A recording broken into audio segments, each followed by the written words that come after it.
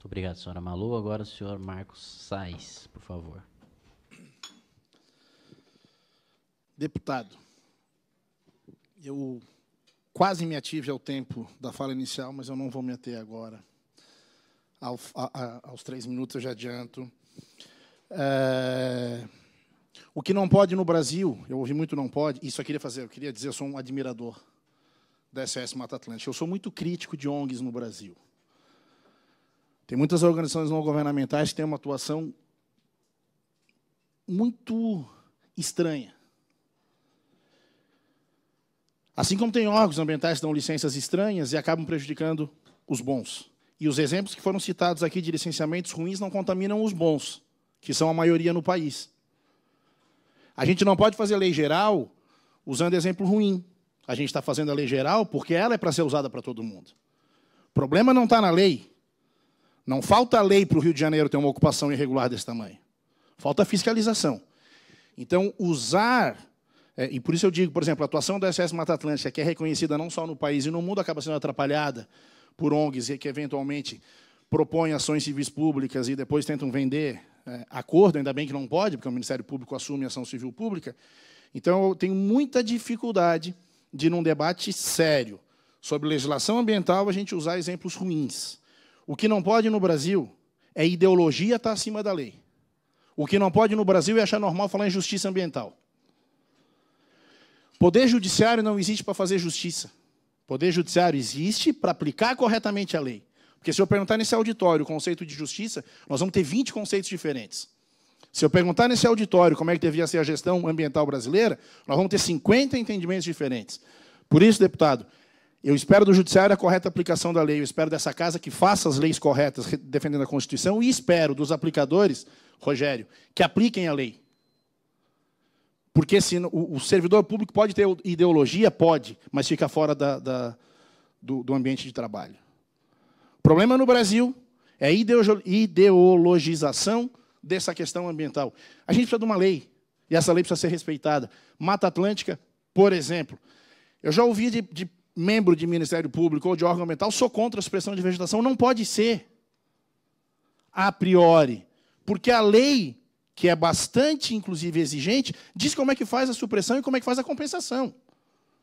Repito, bastante exigente. É isso que se precisa. Então, vamos lá. Como é que se faz licenciamento ambiental? Primeira questão.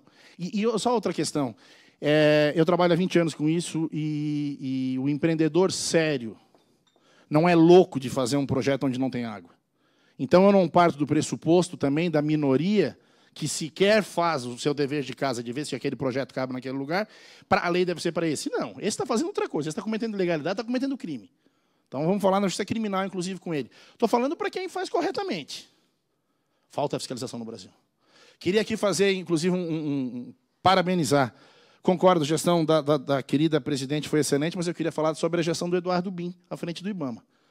Técnico de carreira, nomeado, e neste momento que aqui estamos falando que falta fiscalização, tem 17, repito, 17 equipes fazendo fiscalização na Amazônia. Nunca na história desse país, para usar uma frase que virou até meme, se teve 17 equipes fazendo fiscalização ao mesmo tempo. Então, palmas. Não sei se é a melhor gestão da história, não sei se vai sair entre as melhores, mas, neste momento, com criatividade, como fez a resolução, a IN que eu falei, que resolve a questão de competência, e mandando 17 equipes para a Amazônia, o setor produtivo está muito feliz. A gente quer que fiscalize quem faz errado. Porque quem faz certo deve não ser usado como exemplo negativo. O licenciamento no Brasil, o problema é que também os órgãos de controle só fiscalizam o estudo. A fase importante é a fase de implantação e de operação. 95% das ACPs no Brasil questionam o EIA, que é construído em conjunto, para se ter as medidas depois todas, tudo aquilo que foi falado, que a minha falou, das condicionantes ambientais. Então, o licenciamento ambiental que nós estamos regulamentando aqui, nada mais é do que a operacionalização do princípio da precaução. Eu não preciso ficar paralisando obra que está sendo licenciada, me valendo do princípio da precaução. Ele se perfectibiliza no licenciamento ambiental. E falta, me parece, aí fica uma sugestão para a NAMA, BEMA e IBAMA, o pós-licença. Se tem equipes muito grandes para licenciar e poucos depois para ver o relatório das condicionantes ambientais, Quando você tem uma termoelétrica, para ficar no exemplo que foi dado aqui, você tem que depois ver as emissões. E se extrapolam o que foi licenciado, e se extrapolam, não precisa cancelar, suspender, embargar. Precisa rever o filtro, precisa saber se está correto. Sobre o artigo 12, ilustre deputado, talvez a redação não seja melhor. Mas só para entender, assim, o parágrafo único, que foi falado muito do CAPT, mas o parágrafo único diz, olha, não se exime nada.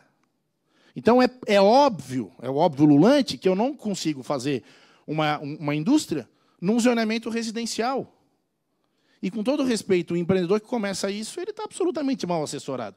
Então, a questão do time, como bem disse o professor Edson, o doutor Rogério, o Malu, todo mundo falou, caminha, é que a gente precisa ver. O que isso não pode é isso travar o estudo técnico, que é complexo e é difícil, e por isso que diz que o órgão precisa estar muito bem estruturado. A gente não pode deixar que essas situações... Porque, prefeito, tem município cobrando R$60 mil para expedir uma certidão de desocupação do solo, que, pela Constituição, é gratuita. Tem município que demora 6 meses para expedir uma certidão. E você tem que... Fiz isso agora, semana passada, mandado de segurança. Quer dizer, você movimenta o judiciário para um ato vinculado da certidão. Então, a gente tem que ter, realmente entender que isto não vai vincular. Sobre a autorização de expressão de vegetação, realmente está ali, foi falado, mas quem trabalha com licenciamento sabe, ela vem na hora da LI. Né? Você tem que fazer todo o levantamento florístico, tem que ver se tem espécie ameaçada de extinção, tudo isso, ela vem na LI, então esse acho que não assusta ninguém. Sobre o ETM, né, que foi uma pergunta do deputado e o Rogério falou sobre isso. Vamos lá.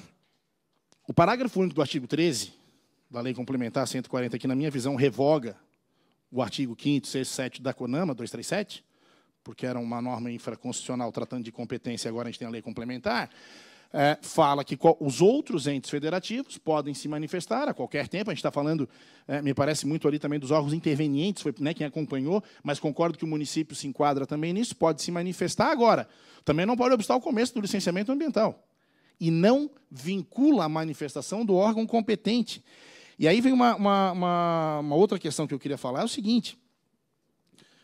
Essa participação do município não está escrito em lugar nenhum que precisa fazer, porque aqui nós estamos discutindo competência para licenciar.